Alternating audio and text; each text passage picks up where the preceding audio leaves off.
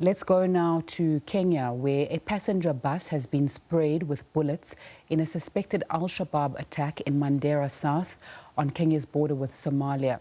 Security officials in the county have told the local media that that's what they believe has happened. The attack comes hours ahead of the sentencing of 3 Westgate Mall attack suspects in Nairobi. The 3 are accused of aiding and conspiring to kill people in the attack that left 71 people dead. The 2013 attack was one of the worst on Kenyan soil.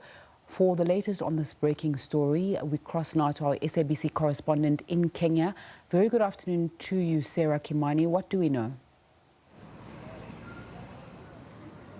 Well, what we know now at this point is that at least 5 people, all of them Kenyans, have been injured in that attack, which is in a place called Daba City, on the border of Kenya and Somalia. And the bus that was attacked was heading to Nairobi. Now, it is not clear yet if this has any relation to what is happening where I am now, which is the High Court of Kenya, where we expect that the judgment will be passed today on 3 suspects of the Westgate Mall attack, which happened 7 years ago.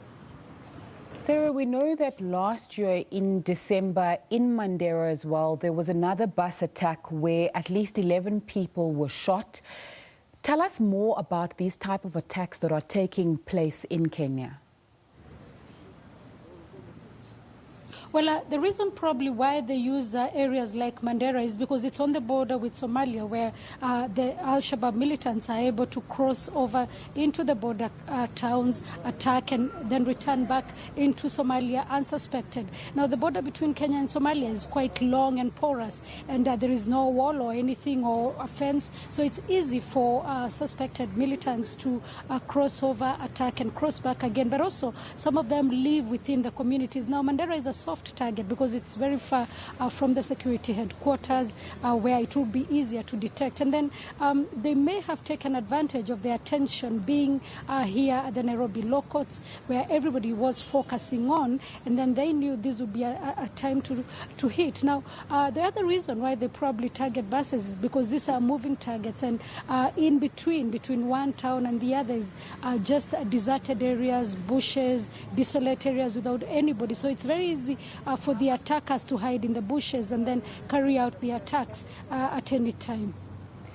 Okay, the United Kingdom government has put out an alert a short while ago, not in relation to this incident, but in relation to incidents in Kenya in recent times, saying there's a heightened threat of terrorism, including terrorist kidnappings across Kenya. Talk to us about the state and the heightened perhaps sense of anxiety in that country due to the frequent attacks that have been named, and what Al-Shabaab has said on January the 8th, saying Kenya must take heed and Al-Shabaab intends to attack tourists and others.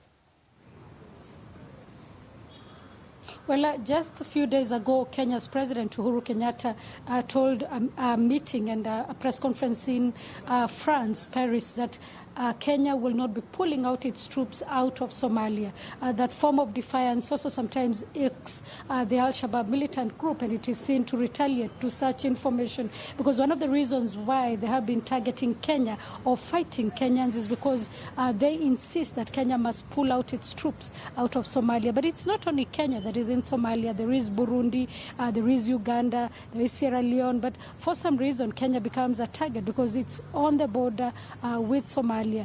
There is also, it's just 7 years last month since the attack on the Westgate Mall, and so they would want, if you speak to security experts, the Al-Shabaab militants would want to use that to remind Kenyans and to remind the international community of their presence and their audacity to carry out attacks still inside the country, whether it is in the borders or whether it is inside the capital. And so it is likely then this kind of travel advisories will be given by the international community from time to time.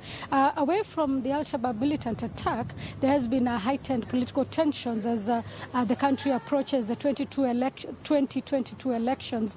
Just on Sunday, there was fighting and 2 people lost their lives in the central part of the country when rival groups between the Deputy President, William Ruto, and other people allied to President Kenyatta faced off. So probably one of the reasons then why this is coming out now, the travel advisories. But when you walk into the country, everything seems to be normal. COVID checks and security checks now, some of the checks that you will experience if you are entering any public place in the country. Let's go back to that Westgate Mall attack, Sarah. You are waiting to find out what's happening in court. What do we know is happening there? Well, what we know is that we expect that the judgment will be delivered today. It was supposed to be delivered on the 18th of September. That was postponed to yesterday, Tuesday, and now, yesterday, Monday, and now we are here waiting. We have been waiting since morning. The earlier reports had been that it would be at 2 p.m. It's now way past 2 p.m., I think going to 3 p.m. We understand that the magistrate has again postponed that to 4 p.m. We do not know if it is going to happen. On the dock are 3 suspects. Initially, when the case started, there were 4, but one of them was acquitted. And these 3, Chief Magistrate Francis Andai says they have a case to answer. They are accused of either conspiring or aiding in the terrorism activities that happened at the Westgate Mall, where 67 people died and 4 of the gunmen were also killed in the 4-day siege. Now, security is very tight here. We have officers from a special force called the Reke Squad, which is a special anti-terror control squad.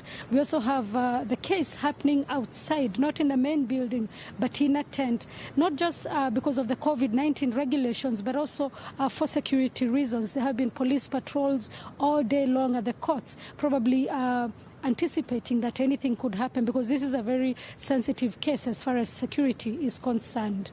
Sarah Kimani following that story for us in Kenya and also updating us on that latest bus shooting in Mandera. We'll get more from her throughout the course of the day.